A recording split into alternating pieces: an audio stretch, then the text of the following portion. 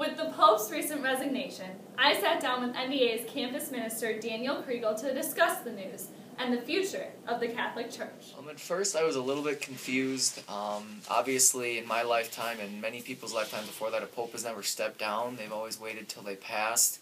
But that being said, I know he was, taking the public life, his public ministry kind of like calmed down a little bit. We hadn't seen him in the public for a while, so I knew his health was deteriorating and he might not be in the best state to lead a universal institution. So I think he's truly, when I thought about it more and reflected upon it, I knew he did it out of love for the church.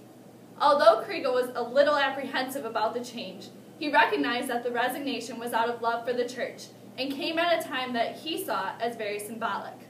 Well, the weird thing about that is, when I was in college, Pope John Paul II passed away. This is about the time, this must be 8 years since he was elected, so that is obviously a significant date. 8, not many people know, but 8 is important in Christianity because the 8th day is the new day of creation. That's when Jesus rose from the dead, and that's what we celebrate at Easter. So this new creation, new life, he's made a lot of great changes and put a lot of great people in positions to do a very good, I think, and healthy transition for the church.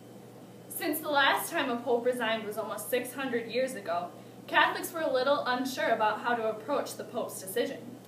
I think the precedent's being set that it might be okay to step down if you're mentally not as equipped to the position or physically as equipped to handle what the position requires. Popes might feel like they have the option of stepping down out of love for the church. I love how Pope Benedict says it. He's showing you that the power of prayer, he's still going to do an important task for the church and pray for the church the rest of his life until he goes. It lets us know that that's what we should be doing. So I think it'll be a very good transition. I think he's put a lot of great cardinals in place, and he's set a lot of things in motion with this year of faith that will continue long after he's done with Pope. And his legacy won't be appreciated till years from now, maybe even centuries. But I think it'll be looked back as a great time in the church, a time of renewal and rediscovering Catholicism for the truth and beauty that it really is.